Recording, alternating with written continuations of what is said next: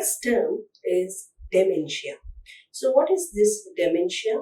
It's a diffuse brain dysfunction characterized by gradual, progressive, and chronic deterioration of intellectual functioning, judgment, orientation, memory, affect or emotional stability, cognition, and attention.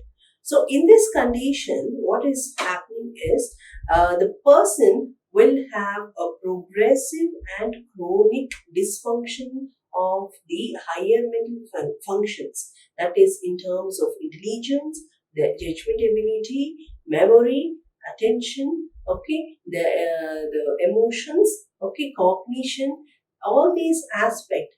There's going to be a dysfunction in this particular areas. So it is one of the chronic organic brain disorders, especially as a person gets older.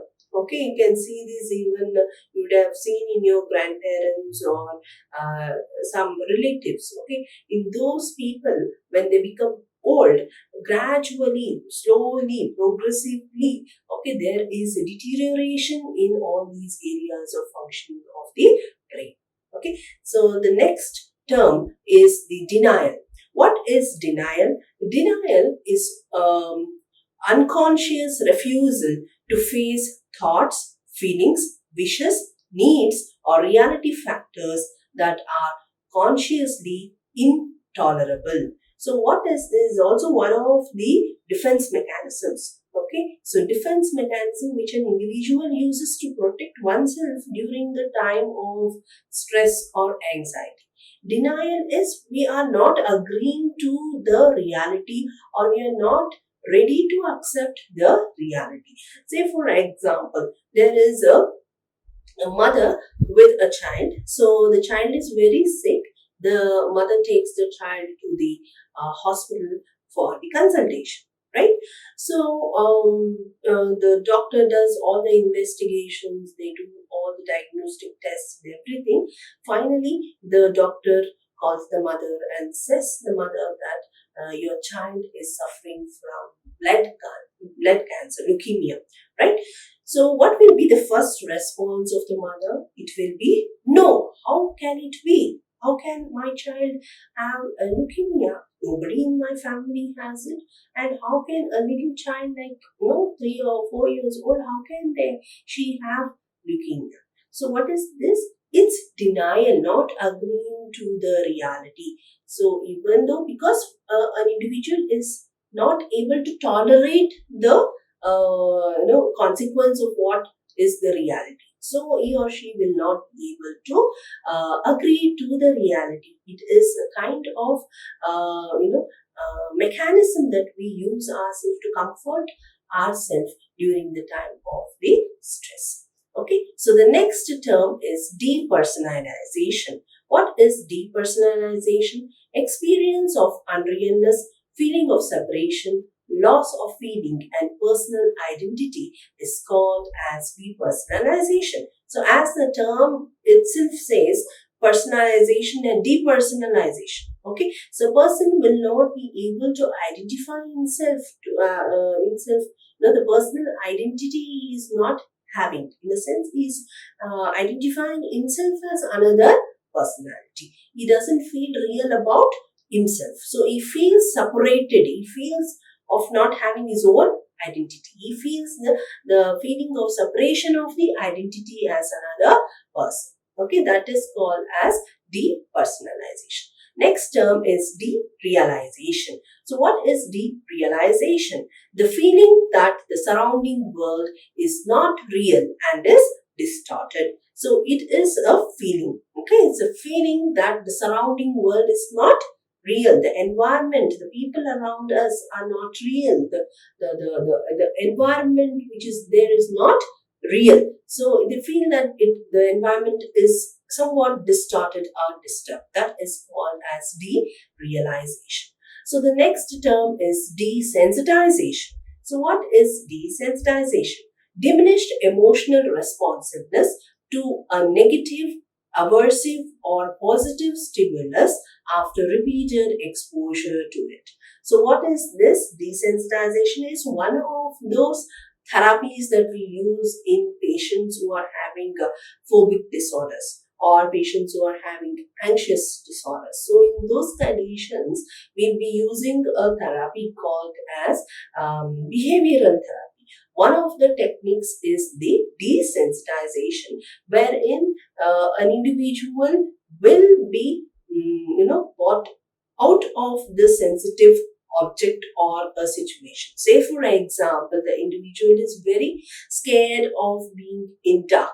Okay, that is the phobia towards darkness, right?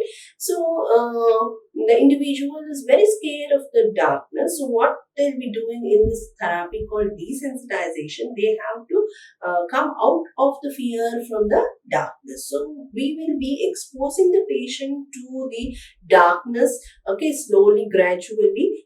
Later on, he will be getting desensitized to the stimulus of darkness. So slowly, gradually, when he is exposed to the stimulus for which he is, scared of, or for which he is having the anxiousness, we will be weaned from that by a method called as desensitization.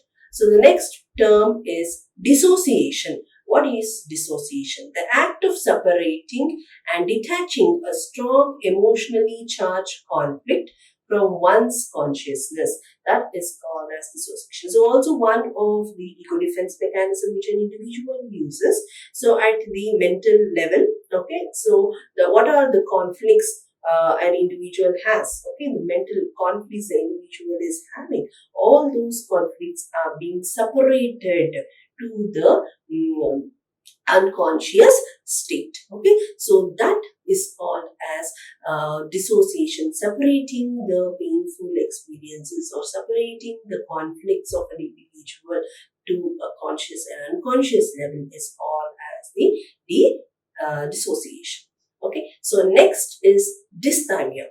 The next term is dysthymia. What is this? A state of chronic low level of depression lasting for more than 2 years. So if the patient or the client is having low mood, okay, low level of depression continuously for a period of 2 years, then the term or the diagnosis will be dysthymia, right? So yes, so the next term is fugue. What is fugue? Okay, otherwise it is called as a dissociative fugue because it comes under the dissociative disorder. So I told you what is dissociation is separation, right? So now dissociative fugue is characterized by episodes of wandering away, usually from home. So one fine day, okay, the client just opens the door and he walks away from the home. He keeps wandering from here to there in an unknown place. Okay, that is called as fugue. Okay, so sudden wandering away from home without any purpose, without any reason, he keeps wandering, keeps wandering.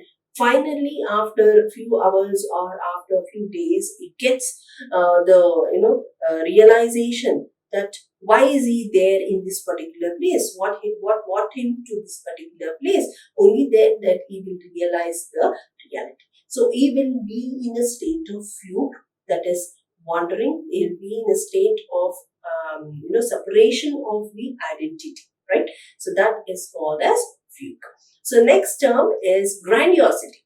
So what is grandiosity? A person exaggerated conception of his or her importance, power, of identity. So that is called as grandiosity. A person feels that he or she is having the supernatural power, he or she is having great talent or intense knowledge about something, or is a friend of a great personality, or himself is a great personality or a god or a goddess. He feels important about himself. He feels special about himself. That is called as a feeling of exaggerated conception of his or her importance. Okay, called as grandiosity. So the next term is grief. What is grief? Grief is an appropriate emotional response to an external and consciously recognize loss. So what is this? A normal emotional response to any kind of the loss. Okay, say for example, there's a death in the family. Say for example, there's a family, okay, with the father, mother, and children. Okay, so there's a death of the father. Obviously, there is a normal process, emotional process which happens, which is nothing but the grief because of the loss of the father. So it is an appropriate emotional response which happens to the any kind of the loss, right? Okay. Next, hallucination. What is hallucination? A false perception which is not sensory distortion or misinterpretation, but which occurs at the same time as real perception. So what is this? Simply you can say it as a false perception in the absence of the stimulus. Okay, there is no stimulus at all, but the person feels that there is a presence of something. Okay, he gives a response to the stimulus. Actually, there is no stimulus, but he keeps giving the responses as though there is the stimulus. So what is this hallucination? It's nothing but a false perception in the absence of the stimulus. So if you take this, it is having different modes. Okay, you can say different types of hallucination. Very important in case of psychiatry, which is usually seen in schizophrenic conditions. So I'll be telling what are those different types of the hallucination, especially in terms of sensory organs, right? So first one is auditory hallucination. First type of hallucination is the auditory type of hallucination. As the name says, auditory, it is something which is related to hearing, right? So false perception of hearing is called as auditory hallucination. So the person will hear certain noise or musical sounds or any kinds of voices. Actually, there is no music being played. There is no people who are there around him. Nothing. But he still can, feel the perception of hearing a noise or any kind of musical sound or any kind of voices in the form of commentary or which is in the form of laughter. So all these things a person is hearing without any kind of stimulus. It is called as auditory hallucination. It is one of the most common of all the subtypes of hallucination. Among so many types of hallucination, auditory hallucination is the most common type of the hallucination, right? We have the subtypes of auditory hallucination, the second person hallucination and the third person hallucination. Now, what is second person hallucination? When the client hears the voices which are directly talking to him, okay, it is called as second person hallucination. Hearing the voices directly talking to the patient, okay, to himself or herself is called as second person hallucination. Next is the third person hallucination. What is third person hallucination? The client will hear the voices which are talking about the patient, right? He can hear voices that there are two people who are commenting on the patient, who are talking about the patient. It can be related to the patient's intentions or it can be related to the actions of the patient. So the patient will hear the voices of two or more people talking about the patient, okay, talking about the intentions of the client or talking about the actions of the client. That is called as third person auditory hallucination, right? So the next type of hallucination is the visual hallucination. Visual is false perception involving sight of both formed and unformed images. So it's a false perception of sight. The person can see that there is a formation of an image, even though there is no stimulus, nothing, but he can see that there is some people. Okay, there is a person who is standing. That is called as formed visual hallucination, right? When a person can see the image of an individual or a person. That is called as formed images or visual hallucination, right? What is this visual hallucination of unformed images? So unformed images are nothing but flashes of light. Okay, patient can see that there is flashes of light or some kind of sparkling in front of his eyes that he can visualize. But actually there is nothing. Okay, everything is normal, but he can feel the hallucination, false perception of seeing some flashes of light or sparklings in front of him. That is what is unformed images, visual hallucination. Next type is olfactory hallucination. What is olfactory hallucination? Is a false perception of the smell. So the person can, feel the sensation of the smell, any kind of smell. Actually, there is no food being cooked, nothing, no fragrance, no perfume, but still he can feel that there is some kind of a smell that he is getting, or any kind of odors, right? So usually these olfactory hallucination is seen in some medical condition, neurological related condition. When the cranial nerves are affected, the person can have this olfactory hallucination. The next one is gustatory hallucination. So gustatory hallucination is a false perception of taste. Okay, so person simply sits, then he feels that there is some kind of a taste, sensation of taste that he is getting. So it can be a bitter taste or a sweet taste, whatever it is. Okay, he feels there is some kind of taste that he is getting.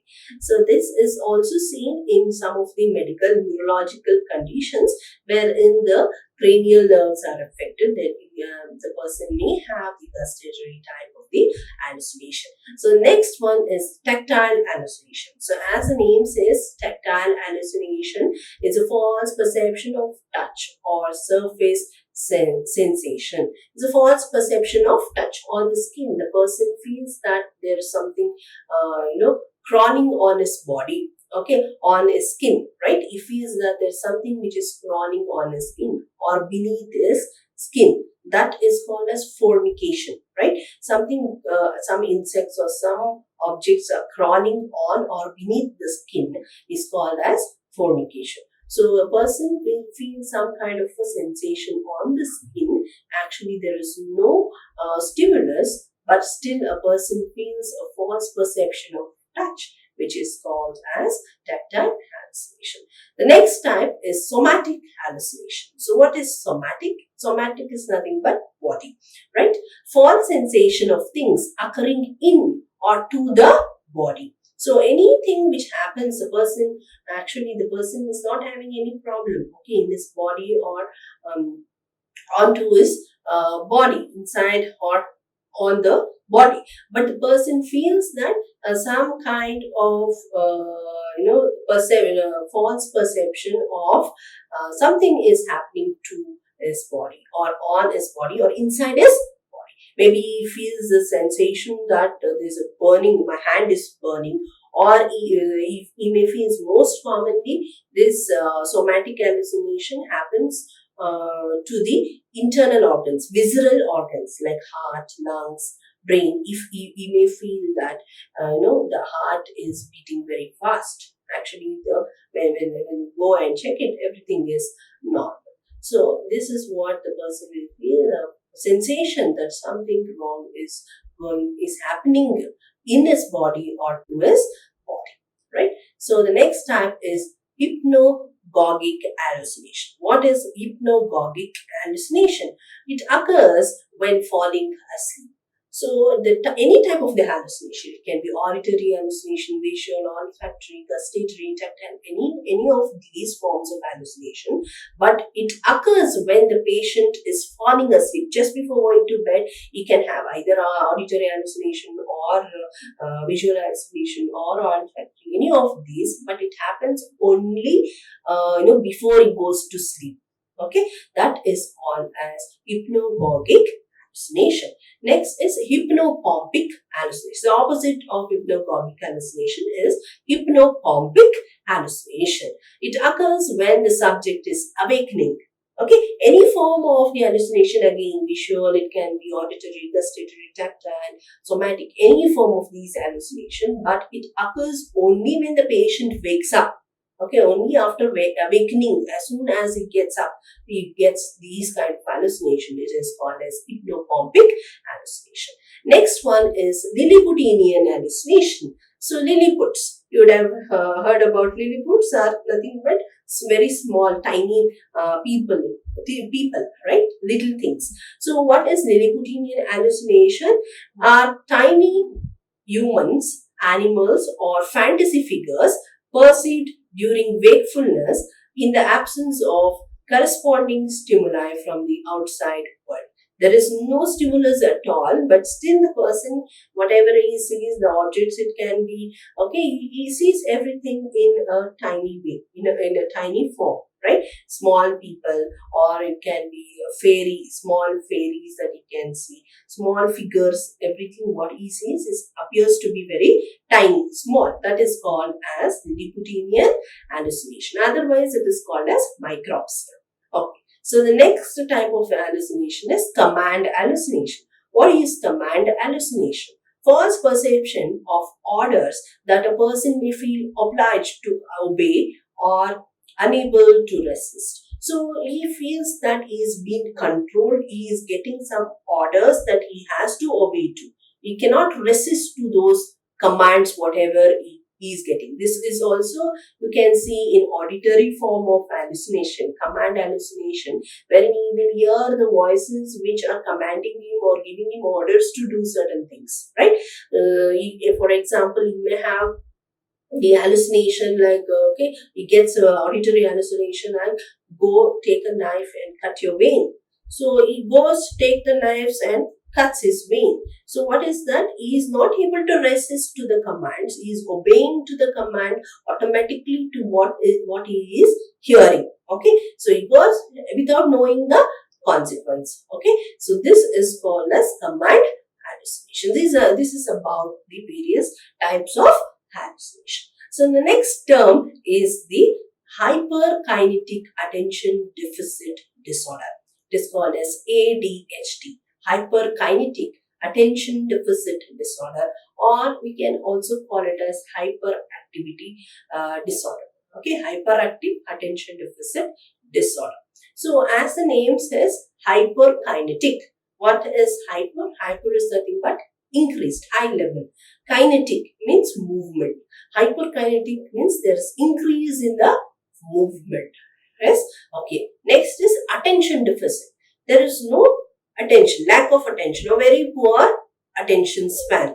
Okay. So this disorder is usually seen in the children. It is a childhood mental disorder wherein the child will not be able to pay attention to a particular task, to a particular idea. Okay, and also he will be very hyperactive. Okay, he will not sit in one place. He will be, very restless. That kind of a disorder is called as attention deficit hyperactivity disorder or hyperkinetic attention deficit disorder, ADHD. So it is common in children, onset before the age of 7 years. Okay, usually it is seen in primary school children, and male child is more commonly affected than the female.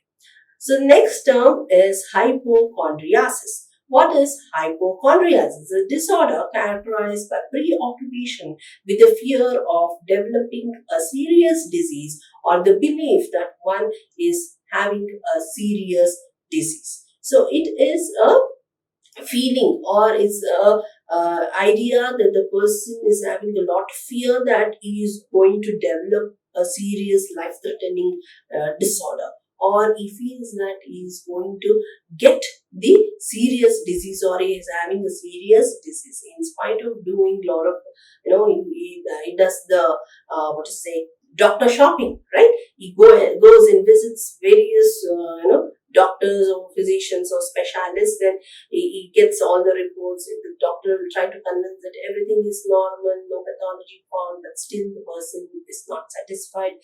He is having that perception that he is having some serious kind of a disorder or a disease. That is called as hypochondriasis. neurogenesis. The next term is hypomania. What is hypomania? Distinct period of at least few days of mild elevation of mood, sharpened and positive thinking, and increased energy and activity level. Okay, for just before, the person will have a kind of mild elevation of mood, mild elevation in his activity, the way he speaks, the thinking, everything, the energy what he has, there is a mild increase or elevation in the way a person thinks, in his activities, in his energy. That is called as hypomania, right? So next is hysteria. What is hysteria? Characterized by many somatic symptoms that cannot be explained adequately on the basis of physical and laboratory examination. So hysteria is also one of these, we can say, similar to hypochondriac disorder. A person feels that he's having somatic symptoms, body-related symptoms, the illness that he's having, in spite of doing the laboratory tests and physical examinations. There's a proof that he or she is not having a disorder, but still a person feels that. And especially hysteria is seen in females. They just act as if they have a disorder. So you can say hysteria as acting. Dramatic, histrionic personality, we say, people who are very much dramatic about their own self, about having an illness, that is called as hysteria, which is seen especially in the women, right? Okay. Next is ideas of reference, incorrect interpretation of incidents and external events as having a particular specific meaning, specific to a person. So ideas of reference, nothing but people feel that, or the client feels that whatever is happening around him, whoever the people they are around him, they are referring to him. There is a connection to a person about what is happening around the environment. Say, for example, there are two people who are talking. Simply they are talking about some other thing. The client is sitting there. Okay, he feels that they too are talking about him. They are referring to him and they are talking. So that is called as ideas of reference. Okay, so next term is illusion. Okay, illusion. Illusion is misinterpretation of external stimuli. You can say as misinterpretation or wrong interpretation in the presence of the stimulus. Okay, very important. Okay, hallucination and illusion, there is a difference. Hallucination is false perception in the absence of the stimulus. Illusion is the wrong perception or wrong interpretation in the presence of a stimulus. There is a stimulus, but a person perceives it as in a wrong way. Say, for example, I see a laptop in front of me, right? I see a laptop in front of me. If I'm having illusion, I say I'm seeing book in front of me. I'm having a book in front of me. It is not laptop. But another person who sees, he sees the actual object. Okay. So the client or the patient is seeing wrongly he is perceiving the stimulus. That is called as illusion. So you can see here also there is a lady. Okay, she is seeing a bus and there is a man there. He's saying that he is seeing two people. So what is this? In the presence of a stimulus, it is wrongly interpreted. Okay, that is called as illusion. Next is impulsiveness. What is impulsiveness? Emotional instability and lack of impulse control. A person is not able to control himself, control his feelings or thoughts. Okay, what he does without even thinking what is going to be the consequence, he will does it. Okay, he will do a particular action. Okay, that is called as impulsiveness. It is usually seen in case of children also. You can see, for example, elders, when we cross the road, we see, right, where the vehicles are coming or not. But a child, without even knowing what is going to happen, he will cross the road. Okay, so here also, when a client is impulsive, without knowing the consequence of his action, but he is not able to control that, he does that particular action. That is called as impulsiveness. The next term is labile. What is labile? Labile means moving from one point to another point or being unstable. Simply we can call it as labile, meaning unstable, being unstable. So when in case of psychiatry, we can say that labile mood. When we say labile mood, the mood is very unstable. Okay, there is fluctuation, rapid fluctuation in the mood. We cannot predict what kind of a mood a person is, the client is having. Okay, rapid change in the mood, unstable mood. That is called as labile. Okay, next is libido. What is libido? Forces by which sexual instincts are presented in the mind. It is nothing but this normal sexual drive. The sexual desire of a person is called as the libido. Next, malingering. What is malingering?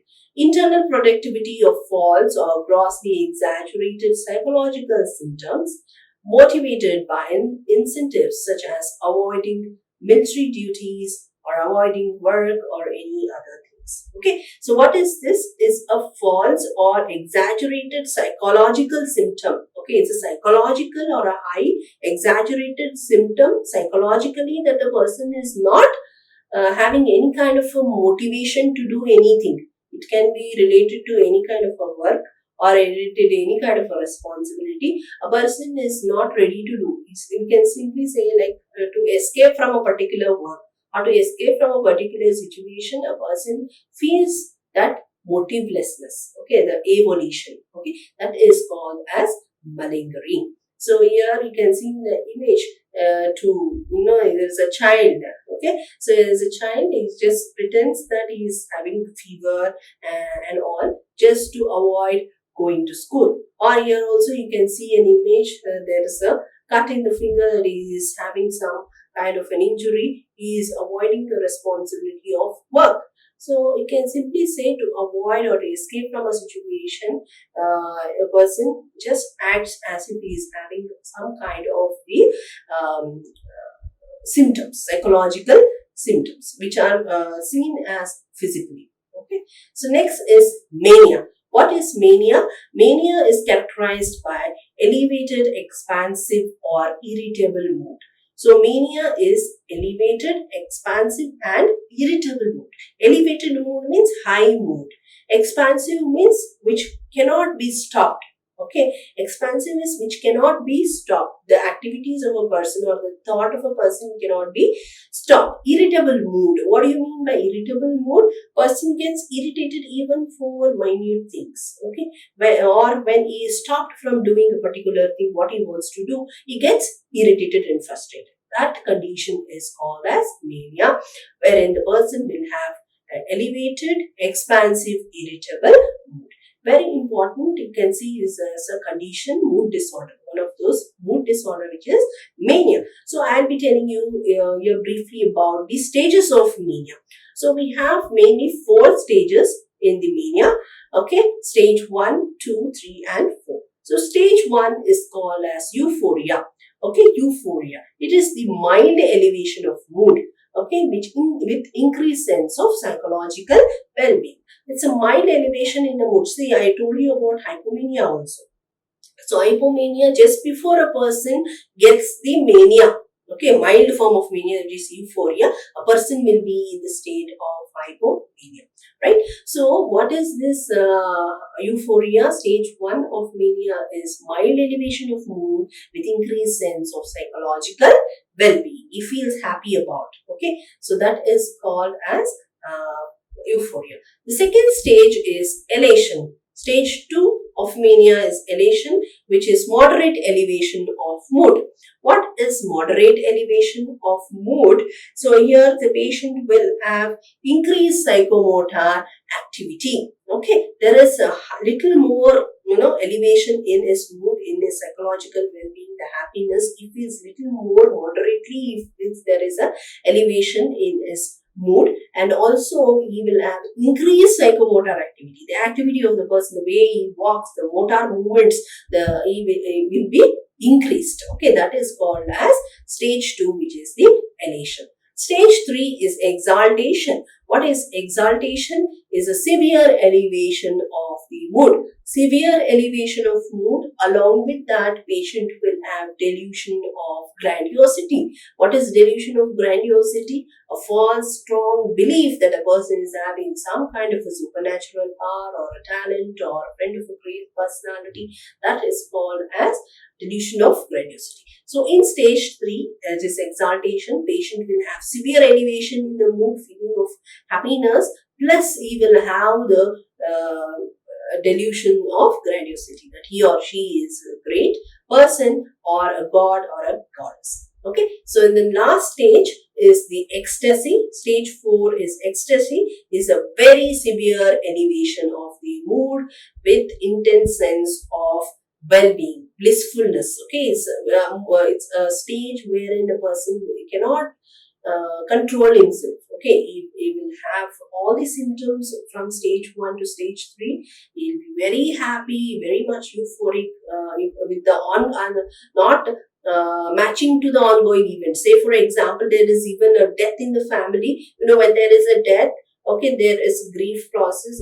Everybody will be very sad and they will be mourning. But when this person with mania goes there, okay, so he keeps laughing, he keeps talking in a funny way. So it is not accepted, right? So in stage 4, ecstasy, he cannot be controlled at all. The mood cannot be controlled. He will be very hyperactive. He will have delusion of grandiosity. He will not sit in one place. He will be laughing and he will be doing all such things which is not appropriate to the event or the situation in this environment.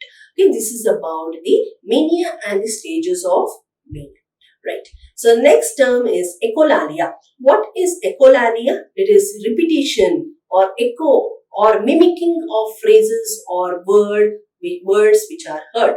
Okay, echo means which we can hear. Okay, again and again, repetitive. Okay, echolalia is repetition of words which are heard, just like a parrot.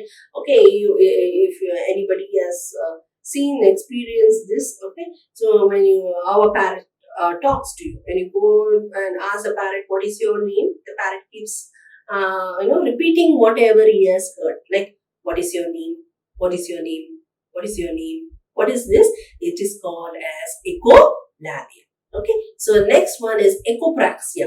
What is echopraxia? Here also there is a repetition, but it is repetition of the actions. Okay, repetition, echo or mimicking of action observed even when asked not to do so. Okay, when the client sees a particular action, it's doing the same action. Say for example, I'm closing my laptop. Okay, so the client, when he looks at me closing the laptop, he keeps closing the laptop, opening, closing, opening, closing. Whatever he observes, okay, which is happening, he is doing the same action repeatedly. Okay, he is mimicking the action of another person repeatedly. That is called as echopraxia. So the next term is euthymia. What is euthymia? Euthymia is normal range of mood. Okay, so normal mood is called as euthymia. Okay, so next one is neologism. Very, very important. What is neologism? Neo meaning which is new, logic meaning something which is having some knowledge, right? Some idea. Okay, neologism, what is this? New word created by the patient, often combining syllables of other words for idiosyncratic psychological reason. Because of reasons, unknown reasons, the person will coin his own term.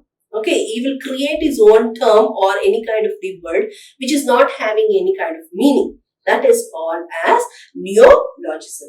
Creating a new word which is not having any meaning by the patient is called as neologism. So next is neuroleptic malignant syndrome. Neuroleptic malignant syndrome. Potentially life-threatening, which is characterized by muscular rigidity, fever, automatic instability, and an altered level of consciousness. This also neuroleptic malignant syndrome, I was talking to you about the antipsychotics. When a person is on antipsychotic group of drugs, he will experience certain side effects, right?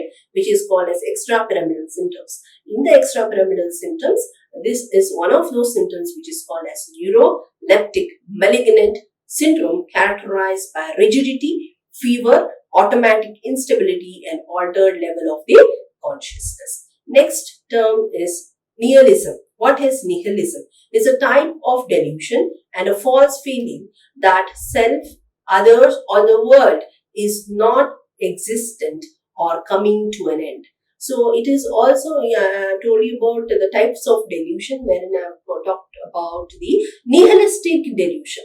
Nihilistic delusion, wherein the person is having a very strong belief that he himself or the other people and the world is not existing or it is going to end. That is called as nihilism. Okay. So next is obsession. What is obsession? Pathological persistence of an irresistible thoughts or feeling that cannot be eliminated from consciousness by logical effort associated with anxiety. So here, because of certain disorders, anxiety disorders or neurotic disorders or phobia, we can say the person is having this condition which is called as obsession. Repeated thoughts is called as obsession. In a simple way, we can say repeated thoughts or persistent irresistible thoughts, okay, which cannot be eliminated, which cannot be controlled consciously because of the anxiety is called as obsession. Say for example, always I feel my hands are dirty. Okay, I am very anxious. Even if I get little dirt also, I feel very anxious about it. So there is a repeated thought that my hands are dirty.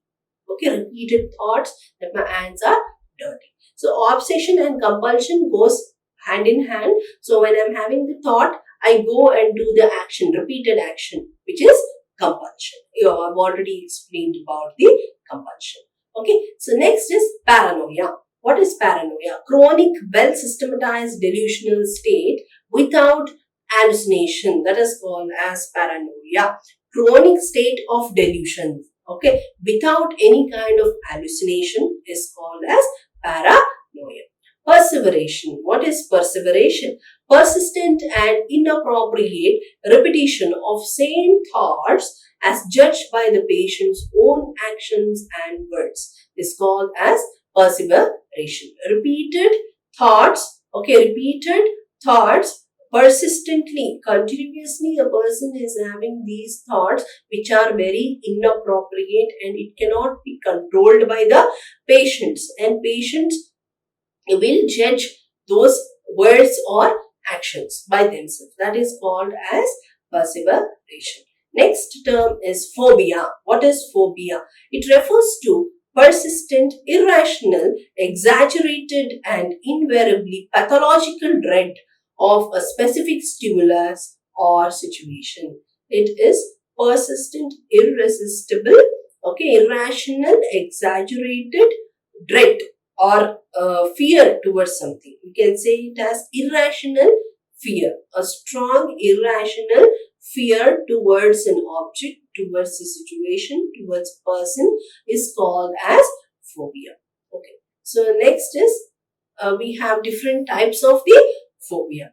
One is a specific phobia. What is specific phobia? Specific phobia is specifically to a particular object or particular situation or a particular person only we will have the fear. Okay, that is called as specific phobia. Say for example, I am scared of the darkness. So what is this? I am specifically saying darkness. Okay, or I say specifically in the night I am having the phobia. That is nectalophobia. Only in the specific situation, only in the social gathering I will be scared of. Okay, otherwise I am not scared. Okay, specifically when I am saying it is called as specific phobia. Next is social phobia. What is social phobia? The phobia or the fear to stay or to live in the social group or to communicate in the society or in the public places. That is called as social phobia. Phobia towards the society or the people, group of people. Okay, next is acrophobia. What is acrophobia? Acrophobia is the fear of heights. Okay, so fear of heights in a sense, a person say for instance, he goes to a building to a last floor, say which is having a fifth, sixth floor. He goes to the terrace and he is very scared of the heights. Or a person is flying on aeroplane. He is scared of the height. Okay, so that is called as agoraphobia. The next term is agoraphobia. What is agoraphobia? Agoraphobia is the fear of being in a place where escape is not possible or escape is very difficult. Okay, so that is called as agoraphobia. Okay, so the next term is algophobia. What is algophobia? It is the fear of pain. Algophobia is the fear of pain. Okay, say for example, the person wants to get an injection. Yes, obviously there is, minute pain may be there, but a person is very scared of it. Okay, he's not able to control, or he's not able to even go to the, injection room for an injection because of the fear of pain. That is called as algophobia. Next is allurophobia. Allurophobia is fear of cats. Okay, erythrophobia is fear of blood. Okay, fear of blood is called as erythrophobia. Panphobia. Panphobia is fear of everything. Fear of each and everything is called as panphobia. Next is claustrophobia. Claustrophobia is fear of closed space. A person is not able to stay in a place which is closed. Okay, he feels very suffocated in the closed space. That is called as claustrophobia. Okay, xenophobia. What is xenophobia? Is the fear of strangers. Okay, person is very scared to even talk or look at the strangers. Okay, it is called as xenophobia. Zoophobia is fear of animals. Next, we have needle phobia, which is fear of needles. These are some of these, phobias. We got so many types of phobias. These are few things which I have listed, right? So, next term is pica. What is pica? Persistent eating of non-nutritive substances for at least a period of 1 month. Okay, so you can see this in case of pregnant women, and also in case of children, right? So they have this desire to eat mud or desire to eat the paints, okay, like that. So these are all non-nutritive substances. Only during certain stage it is normal, okay. But if a person is having this kind of practice of eating non-nutritive substance, okay, otherwise a normal person is having this habit of eating non-nutritive substances for at least a period of 1 month, it is called as pica. Okay. Next term is tangentiality. What is tangentiality? It refers to inability to have goal-directed association of thoughts. Speaker never gets from desired point to desired goal. So, what is this here? The person, for example, you ask a question to a person, okay, what did you have for breakfast? Okay, instead of telling what he had for breakfast, he will say so many irrelevant things which are not related at all, which are not associated with the question. And he will never tell, he will never give the answer what he had, he will give so many other points. Okay, that is called as tangentiality. Okay, so yesterday I was talking to you about the circumstantiality. Circumstantiality, tangentiality, there is a difference. Circumstantiality is when you ask a question, he will beat around the bush, finally he will come to the point, he will give you the answer. Okay, tangentiality is here he is not beating around the bush, it is, he is just going in a straight line. Okay, he is going on a straight line, there is no end, he will never come to the point or he will never come to the goal. That is called as tangentiality. For example, what do you have for breakfast? If I ask the patient may respond like, yesterday I went to a picnic with my friends, I went to home, then I was eating food and I slipped down and I broke my head. He is not giving the answer even at the end. Okay, so that is called as tangentiality. So next is waxy flexibility. Very, very important. Waxy flexibility. It's a condition of a person who can be molded into position that is then maintained when an examiner moves the person's limb. The limb feels as if it is made of wax. So what is this? Waxy flexibility. Wax, wax is the candle. When the candle is, burning, the wax which comes, which melts, it can be molded, right? We can make the shape from those, melted candle, which is loose. We can make the desired shape. So here, waxy flexibility. The person or the client will assume a posture which can be flexed, which is changed only when you go and change it. Okay, he is very flexible like a wax, and he will remain in that position for a longer period of time, even though it is going to be very uncomfortable to him. Okay, some desired postures the person will assume. Okay, so what is this? Is say for example, the person is sitting. Okay, the client is sitting. You go and make the client to, your examiner, you go and make the client to stand. Okay, so a normal person, he can stand for 1 hour, 2 hours, 3 hours maximum. This person with the waxy flexibility, he stands there for hours together without even moving his limb left or right. Okay, he stands there for hours together from morning till evening. He will be standing, he will not sit at all. Only when you go and change the position, only then he will change his position, otherwise. Okay, so certain bizarre postures like standing in one limb, or raising the hand, or bending his body, such kind of postures the person will assume. That is called as waxy flexibility. Only when you go and change his position or posture, he will change. Otherwise. So the next term is deja vu. What is deja vu? A subjective feeling that an experience which is occurring for the first time has been experienced before. Okay, so we can say as familiarity with the unfamiliar person, place or situation or anything. Okay, you are seeing a person for the first time, but you feel like you have seen this person earlier sometime back, or you're going to a particular place for the first time. Say for example, you're coming to our college for the first time. Okay, when you come, you feel that you have come to this college sometime back. So what is this? Familiarity with the unfamiliar person or a place or a situation or anything, that is called as deja. Okay, next is jamaisu. It is the opposite of deja. Okay, so what is jamaisu? Is unfamiliarity with the familiar person, place or a thing or any kind of situation.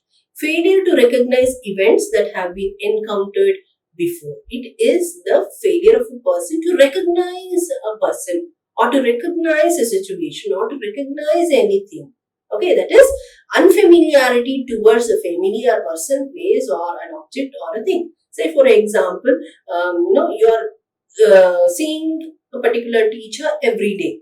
Okay, so when a teacher comes to your class, you may just see, or as if you are looking the teacher for the first time. You don't know her at all. You don't know what is her identity. You don't know her name, or you don't know what subject she is teaching. Nothing. What is this? Unfamiliarity towards a person. Okay, so this is called as jamais. Okay, so these are some of the very, very important terms in psychiatry you have to know. So I think I have explained almost all the terms. Hope you have understood. Okay, thank you.